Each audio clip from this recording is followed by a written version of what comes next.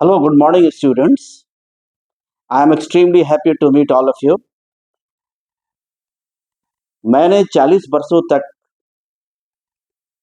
भागलपुर के कॉलेज में English language और लिटरेचर पढ़ाया है, लेकिन हमारा ध्यान शुरू से हमारे स्टूडेंट के वेलफेयर और उनकी क्या कॉम्पिटिटिव एग्जामिनेशन में क्या चैलेंजेस है इस पर रहा। और अब हम चाहते हैं कि अपने इतने लंबे अनुभव को आपके बीच में मैं शेयर करना चाहता हूँ। ये तो पहले आइए कि कॉम्पिटिटिव एग्जामिनेशन जैसे कि बैंक हैं, स्टाफ सिलेक्शन है, या आपको रेलवेज हैं, यूपीएससी हैं, सीयूईटी है, ऐसे और भी बहुत सारे एग्जामिनेशंस हैं जिसमें इंग्लिश एक कंपलसरी सब्जेक्ट है। और उसमें उन सभी एग्जामिनेशंस में एक सिलेबस जो है कॉमन है। अगर हम उसी पार्ट्स को हम जानना चाहेंगे और आपको बतलाना चाहेंगे जो कि आपको डायरेक्टली रेलेवेंट हो, डायरेक्टली आपके इम्तहान में वो आपके लिए यूजफुल हो, तो आइए पहले जान लें कि इंग्लिश फॉर कॉम्पिटिटिव एग्जामिनेशन क्या है। ठीक है,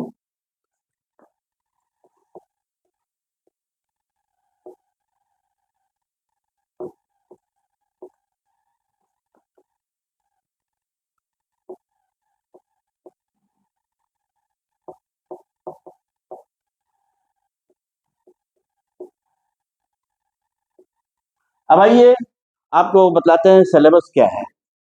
पहले तो आपको ग्रामर की बड़ी अच्छी जानकारी चाहिए, तो ग्रामर,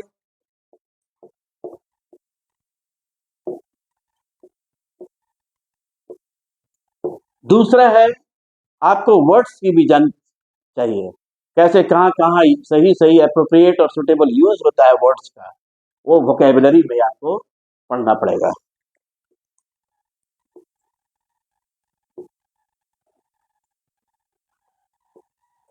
और तीसरा है कि इंग्लिश में एक लंबा पैसेज दिया हुआ है, वो अलग अलग, चाहे वो बिजनेस जर्नल से निकाला हुआ हो, फिलोसफी से निकाला हुआ हो, या और भी सोशल साइंसेस के किसी टॉपिक पर हो, उसको आप समझ सकते हैं कि नहीं।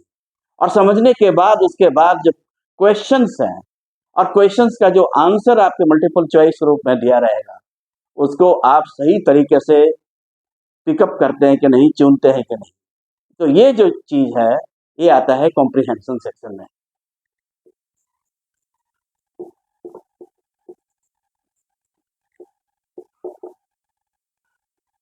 तो हम अपने जितने भी स्टूडेंट हैं जो हिंदी मीडियम से या इंग्लिश मीडियम से अपने एकेडमिक एग्जामिनेशंस को पास किए हैं, अगर ये तीनों चीज, ग्रामर, वोकेबलरी और कॉम्प्रिहेंशन, इन तीनों चीज की प्रैक्टिस कर दिया जाए, बार बार उसका मॉक किया जाए, बार बार उसको टेस्ट सीरीज में अपीयर होया जाए, तो हमको कोई डाउट नहीं है कि वो स्टूडेंट जो है वो किसी बैंक के पीओ हो, या क्लरिकल एग्जामिनेशन हो, या स्टाफ सिलेक्शन का सीजीएल हो, या और भी रेलवेज हो, यूपीएससी हो, ऐसे बहुत तमाम जितने कॉम्पिटिटिव एग्जामिनेशंस हैं उसमें वो सफलता निश्चित हासिल करें। तो पहले हम आइए कि आखिर ग्रामर के कौन कौन से ऐसे आइटम्स हैं जिसको हम छोड़ दें, लेकिन हम उन्हीं सब आइटम्स पर अपना ध्यान केंद्रित करें, उसी पर कॉम्प्रिहेंशन अपना कंसंट्रेशन करें, जो कि हमारी परीक्षाओं में, हमारे कॉम्पिटिटिव एग्जामिनेशन में डायरेक्टली आता है। तो पहले आपको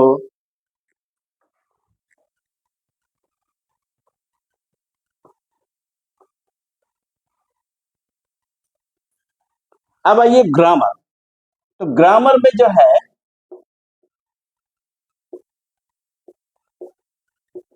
ग्रामर में आपको एक क्वेश्चन आता है, spotting the errors.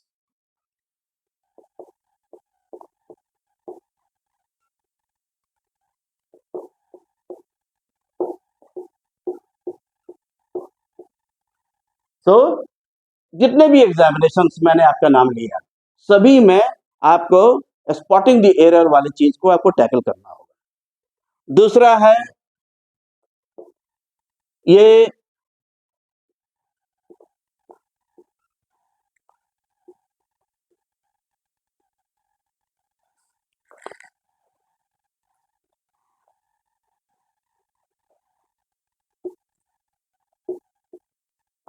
Word feelers आपको सामने दिया रहेगा, एक 2-3 लाइन का, उसमें बीच में गैप रहेगा और आपको उसके लिए उन गैप को भरने के लिए 4 आपको मल्टीपल चॉइस दिया रहेगा।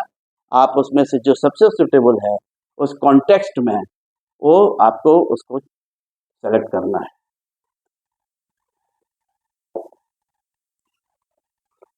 तीसरा चीज जो है हम लोगों को यह है पैराग्राफ को जम्बल्ड करके दिया जाता है, जम्बल्ड पैराग्राफ, और उसमें एग्जामिनी से परीक्षार्थी से कहा जाता है कि आप उसको एक सही लॉजिकल ऑर्डर में उसको कर दीजिए, तो उसको कहते हैं जम्बल्ड पैराग्राफ।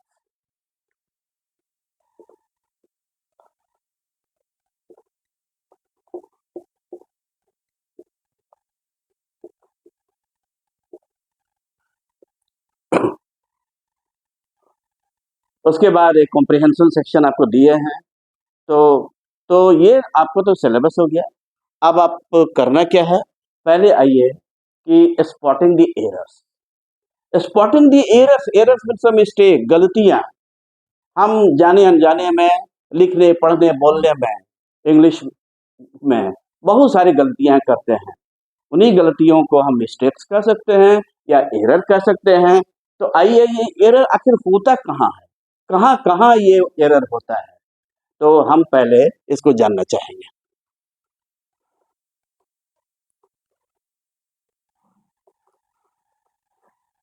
तो पहले इसके लिए हमको जरूरी है कि हमको ये हमारे में इतनी योग्यता होनी चाहिए कि हम गलतियों को पकड़ सकें।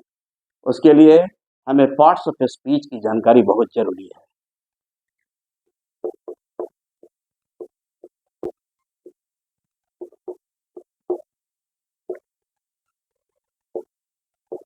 दूसरा है कि पार्ट्स ऑफ स्पीच को हम आपके सामने डिटेल में विस्तार से बताएंगे कि उसमें कहाँ कहाँ और कैसी कैसी गलतियां होती हैं। अगर उसका हमको प्रैक्टिस कर लिया जाए, उसका हम बार बार उसको एक्सरसाइज कर लें, तो हम उसको आसानी से उसको पकड़ सकते हैं। दूसरा है कि इंग्लिश ग्रामर में एक नियम है सब्जेक्ट वर्ब एग्रीमेंट। इसके कुछ रूल्स हैं, 20-25 रूल, ज़्यादा नहीं आपको करना है। तो वो अगर उसको जान जाए तो हम गलतियों को पकड़ सकेंगे और क्वेश्चंस को सही कर पाएंगे। तो दूसरा जो आपको जानना है और जिसको प्रैक्टिस करना है बार बार, practice makes a man perfect, तो वो है आपका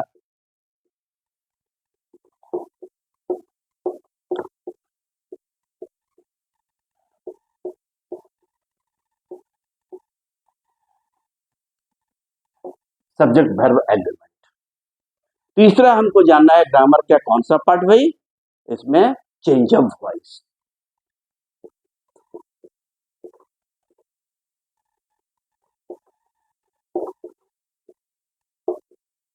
चेंज ऑफ वॉइस का मतलब है कि वॉइस दो प्रकार का होता है, एक्टिव वॉइस, पैसिव वॉइस। तो एक्टिव को पैसिव में और पैसिव को एक्टिव में करने की हमें योग्यता होनी चाहिए, उसके बार बार प्रैक्टिस करें। चौथा है नरेशन। इंग्लिश में जो सेंटेंसेस होते हैं वो दो तरह से हो सकते हैं, डायरेक्टली और इनडायरेक्टली। डायरेक्टली का मतलब होता है डायरेक्ट नरेशन, और या डायरेक्ट स्पीच भी कह सकते हैं, और उसको और नहीं तो इनडायरेक्ट स्पीच भी कह सकते हैं। तो डायरेक्ट स्पीच को इनडायरेक्ट स्पीच में और इनडायरेक्ट स्पीच को डायरेक्ट स्पीच में हम कैसे बदल सकते हैं, कैसे चेंज कर सकते हैं, इसका हमको प्रैक्टिस करना पड़ेगा। है 5 है, हम लोगों को ये भी जानना चाहिए कि ये जो है आपका ये सिंथेसिस। सिंथेसिस का मतलब होता है सेंटेंसेस को आपको कंबाइन करना है। अब हमको जानना है कि सेंटेंसेस कितने प्रकार का होता है। तो एक सेंटेंस तो होता है सिंपल सेंटेंस, दूसरा होता है आपका कंपाउंड सेंटेंस, और तीसरा होता है कॉम्प्लेक्स सेंटेंस। तो ये सिंपल सेंटेंस किसको कहते हैं, कंपाउंड सेंटेंस किसको कहते हैं, और कॉम्प्लेक्स सेंटेंस किसको कहते हैं। ज़्यादातर हम जो लिखते हैं उसमें कॉम्प्लेक्स सेंटेंसेस का ही ज़्यादा हम लोग प्रयोग करते हैं। तो उसको भी हमको उसको बनाने का एक उसके लिए नॉलेज चाहिए और साथ ही साथ उसका प्रैक्टिस करना चाहिए।